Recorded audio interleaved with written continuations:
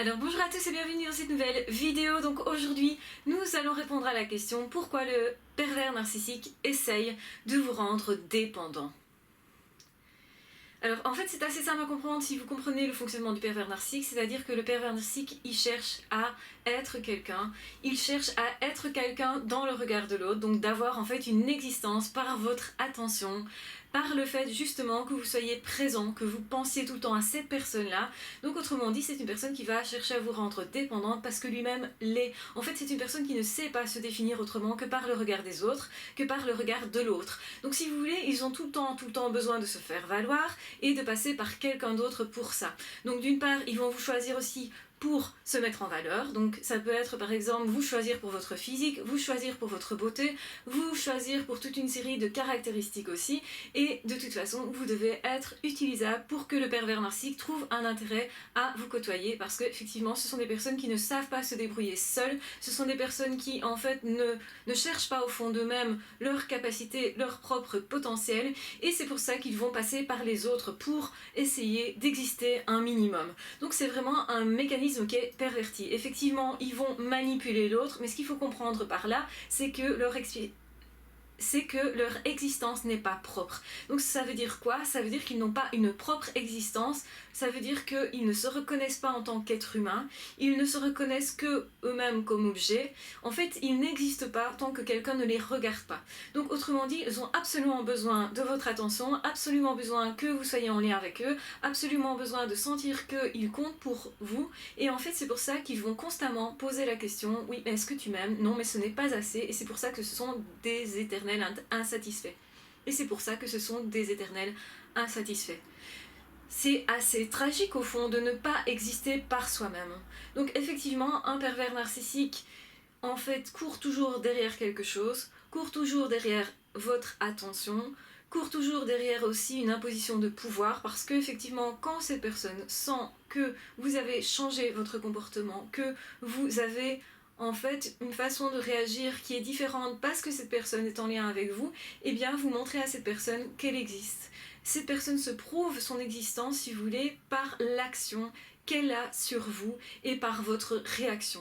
Et c'est pour ça que cette personne adore vous voir souffrir aussi. C'est parce que quelque part quand vous pleurez, vous souffrez, vous montrez effectivement que ça a une importance, et donc c'est une personne qui adore tirer les ficelles. Parce qu'en fait, ils ont besoin de ce pouvoir-là pour se dire ok, j'existe, ok, si je fais ceci, cette personne réagit, si je fais ceci, cette personne réagit. Donc même quand c'est douloureux pour l'autre, ils continuent parce qu'en fait ça leur procure du plaisir, le plaisir d'être reconnus, le plaisir de sentir qu'ils ne sont pas rien, sinon effectivement ils se sentent vides, creux et en fait complètement normalement en dépression au fond d'eux-mêmes. Sauf que la différence entre quelqu'un qui est dépressif et quelqu'un qui est pervers narcissique, c'est que le dépressif lui va reconnaître sa souffrance, va la ressentir, et quand il la regarde en face, eh bien il peut travailler dessus. Le pervers narcissique fait tout pour ne pas regarder cette souffrance-là, pour se couper de cette souffrance-là, pour ne pas la reconnaître en lui, et donc du coup, comme il n'y a pas de reconnaissance, il n'y a pas de travail non plus là-dessus. Et c'est pour ça aussi que tout le temps, c'est de la faute de l'autre.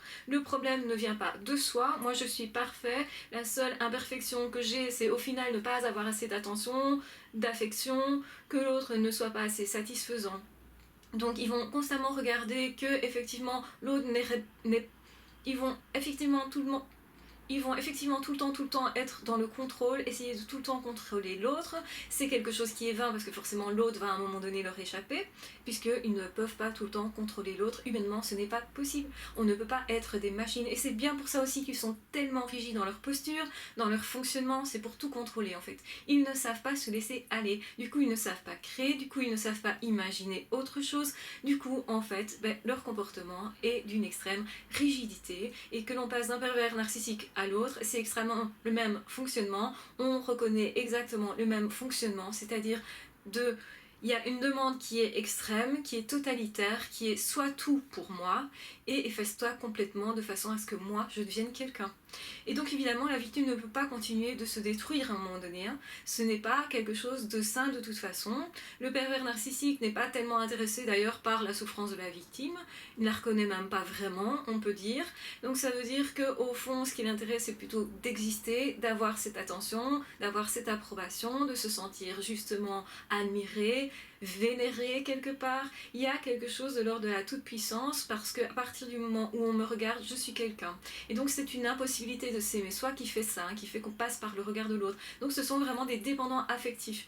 Je me mets en lien pour simplement essayer de remédier à un problème qui est en moi. Ce qui m'intéresse, ce n'est pas l'autre, c'est remédier à ce vide en moi, à ce mal-être en moi, qu'ils ne ressentent d'ailleurs quand l'autre se barre, quand l'autre s'en va.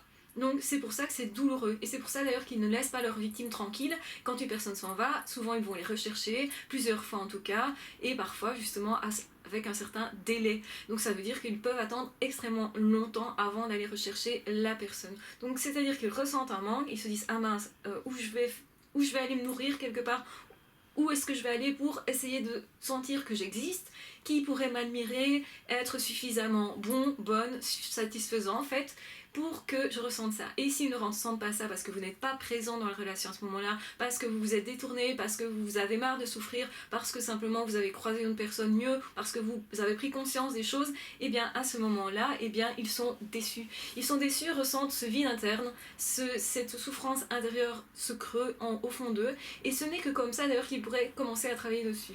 Mais généralement, ils ne veulent pas l'avouer. Ils la fuient, cette souffrance, cette douleur, ce vide, ils fuient ça parce qu'ils ne comprennent pas qu'en fait ils peuvent se construire une intériorité, qu'en fait ils pourraient tout à fait s'inventer eux en tant que personne. Mais pour ça, il faudrait vraiment faire un mécanisme, il faudrait vraiment tout déstructurer, leur personnalité, parce qu'il n'y a rien derrière qui est construit. Donc il faudrait qu'ils lâchent les apparences, qu'ils se remettent en question, qu'ils commencent à se construire, tout en sachant qu'ils ont perdu pas mal de temps, qu'ils démarrent quand même avec un certain retard. Et du coup, reconnaître ce retard, c'est devoir être humble pour l'accepter. Et l'humilité n'est pas, généralement, ce que le pervers narcissique souhaite faire. Au contraire, ça crée encore plus de souffrance. Et donc, il fuit cette souffrance-là, il fuit ce vide-là. Et donc, c'est pour ça que, généralement, ils vont avoir 2, 3, 4, 5, 6, 10 personnes autour d'eux, desquelles ils vont se nourrir. Donc, ça peut être avoir plusieurs couples. Hein. C'est très très fréquent chez les pervers narcissiques d'aller se nourrir à plusieurs endroits. Quand je dis se nourrir, c'est essayer d'exister. Essayer d'exister, c'est une manœuvre de survie quelque part. C'est justement pour combler ce vide, ce manque, essayer d'avoir l'attention. Et c'est une attention qui doit être constante. Donc du coup, ils demandent extrêmement beaucoup à l'autre. En fait, ils demandent quelque chose qui n'est pas possible. Mais ils ne se rendent pas compte que c'est pas possible. Et donc ils vont justement regarder quelles sont les relations assez nourrissantes et généralement être constamment déçu parce que l'autre ne répond plus, parce que l'autre n'est plus là, parce que l'autre simplement n'est pas obligé quelque part de répondre, parce que l'autre en fait a aussi sa propre liberté. Ce qu'ils ne comprennent pas, c'est que l'autre est libre de répondre ou pas. Même si eux ne sont pas libres, ils ne peuvent pas rendre dépendants les autres et les faire souffrir à ce moment-là, à ce point-là. Mais ils le cherchent effectivement, hein, parce que avoir en face de soi quelqu'un qui est dépendant de soi, pour eux, ça leur permet de continuer d'exister. Donc effectivement, plus la victime reste longtemps, plus elle se sacrifie, plus elle va souffrir, etc.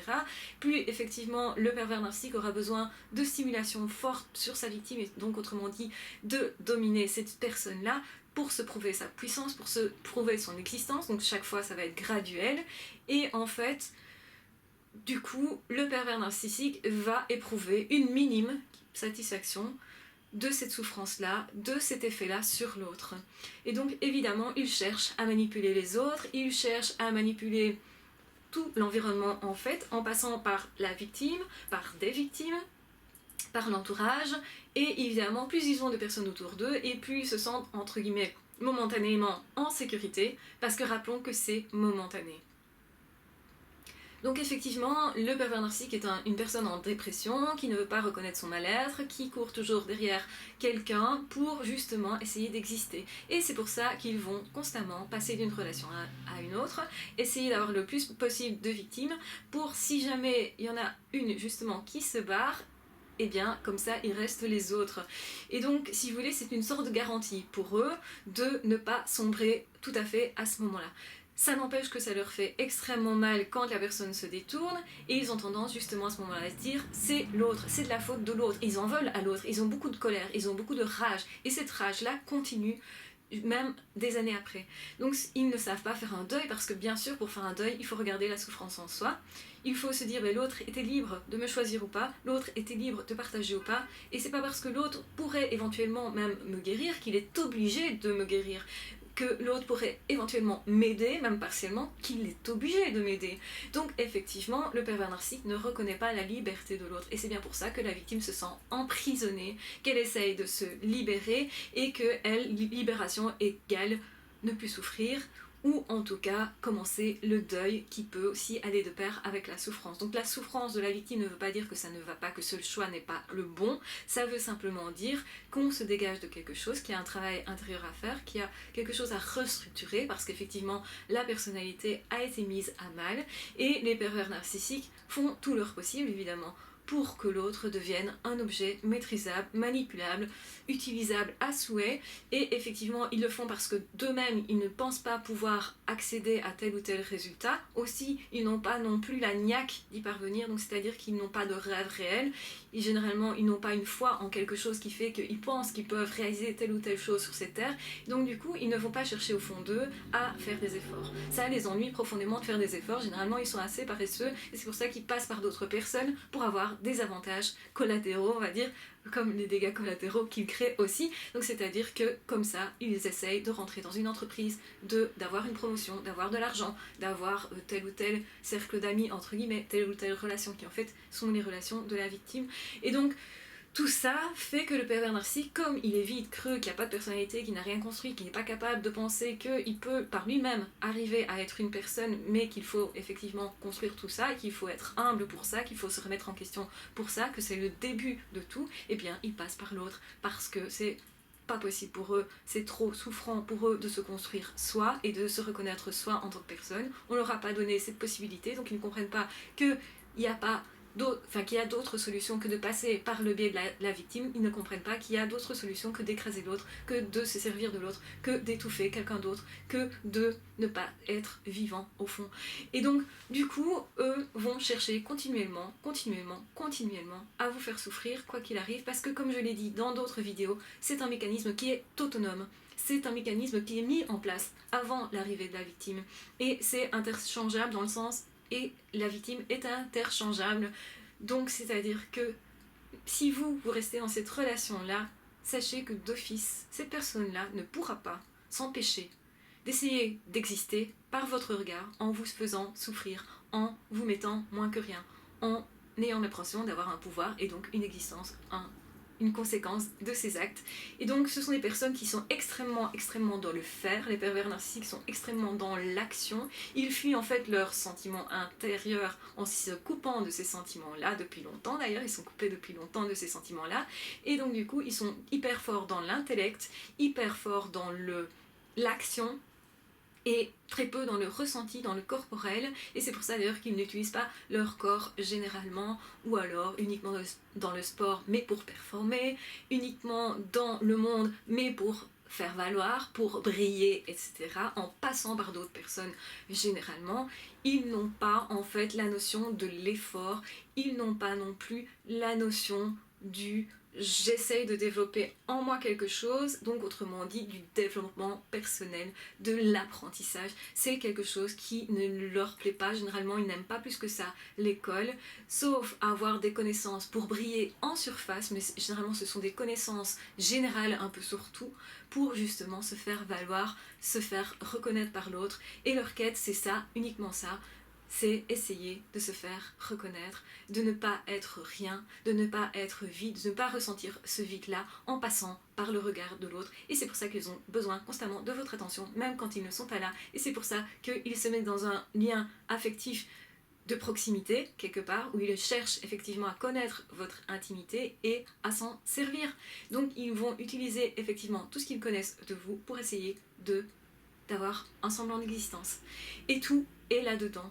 Et effectivement, vous devenez dépendant affectif parce que vous apprenez à penser différemment, parce que cette personne va être un bon parleur justement pour essayer de vous mettre des idées dans la tête de façon à vous faire faire ce que cette personne pense que vous devriez faire pour lui ou elle. Et donc du coup, forcément, c'est compliqué pour vous. Vous perdez votre personnalité, vous perdez votre autonomie, votre liberté, vous vous sentez sous emprise et vous l'êtes tout à fait. Et du coup, en fait, aussi, vous devenez confus parce que cette personne cherche effectivement à vous faire faire des trucs que vous n'avez pas décidé. Donc vous vous sentez vraiment en état de dépendance extrême, vous cherchez à avoir l'attention de cette personne et c'est exactement vous cherchez à avoir l'attention de cette personne exactement comme le pervers narcissique cherche en fait à avoir votre attention, mais dans le sens négatif, c'est-à-dire vous sentir souffrir, vous sentir être dépendant d'eux, c'est ça qu'ils veulent en réalité, et c'est comme ça qu'ils pensent exister, un temps soit peu. Effectivement, tout ça est vain, tout ça ne peut pas créer du bien-être, tout ça ne peut pas créer du bonheur, tout ça ne peut pas créer une personnalité, une personne, tout simplement, c'est vain, complètement vain. Donc voilà, j'espère que vous aurez compris le mécanisme, comment se vit aussi la perversion narcissique un petit peu plus de l'intérieur, puisque c'est un petit peu l'optique que j'ai pris. Et effectivement, c'est pas pour ça que vous devez vous laisser être dépendant affectif, surtout pas, c'est très souffrant, donc échappez-vous, pensez à vous, parce que vous êtes la seule personne qui pouvait être une personne dans cette situation-là. Mais n'ayez aucun doute que si vous restez face à cette personne-là va recommencer à vous faire souffrir, va recommencer à vous maintenir dans une position de faiblesse, va appuyer sur vos points faibles justement pour voir l'impact que ça a sur vous, parce qu'au fond, le jeu, ce n'est que ça. Et ils sont complètement pas respectueux, ils sont de toute façon pas respectueux de votre personne, ils ne sont de toute façon pas respectueux de votre personne, parce que de toute façon ils ne sont même pas respectueux de leur propre personne, puisqu'ils ne comprennent pas qu'ils peuvent aussi exister en tant que personne, s'ils prenaient la peine de se construire, s'ils prenaient la peine d'y croire fortement et de s'accrocher vraiment à ça en déstructurant tout. Donc c'est compliqué pour eux parce que la remise en question, ce n'est pas quelque chose qu'ils ont appris et ce n'est pas non plus quelque chose qu'ils souhaitent, parce que ça veut dire se retrouver face à ses sentiments et arrêter de tout intellectualiser et arrêter de tout intellectualiser et arrêter de se cacher derrière des apparences, etc. Donc, quasi mission impossible pour les pervers narcissiques. C'est vraiment exceptionnel, un pervers narcissique qui peut évoluer, qui peut se guérir. C'est vraiment un chemin plein d'embûches, parce que le pervers narcissique, avec ses automatismes, parce que le pervers narcissique a fonctionné depuis des années avec ces automatismes-là. Donc ils sont vraiment bien ancrés. Donc échappez-vous en tant que victime. Je vous encourage de toute façon à prendre soin de vous. N'hésitez pas à partager cette vidéo si vous pensez qu'elle peut être utile. N'hésitez pas à vous abonner, à liker. J'espère en tout cas avoir donné une vision un petit peu différente aussi. Le but c'est de vous faire voir plus loin aussi ce dans quoi vous êtes et de comprendre vraiment que c'est un mécanisme autonome, que c'est pas vous qui êtes dépendant affectif à la base, même si ça pourrait aussi, un pervers narcissique peut prendre quelqu'un qui est à la base dépendant affectif, mais la plupart des personnes qui tombent en relation avec un pervers narcissique ne sont pas à la base dépendantes, ce sont des personnes qui deviennent dépendantes de par l'action du pervers narcissique. Donc surtout, faites bien la différence et comprenez que vous devez reprendre votre liberté et votre autonomie pour recommencer à être heureux, pour essayer en tout cas de vivre, essayer de construire votre vie tout simplement. Je vous embrasse très fort, je vous aime très fort, prenez soin de vous et on se retrouve très vite dans d'autres vidéos. Ciao, bye bye.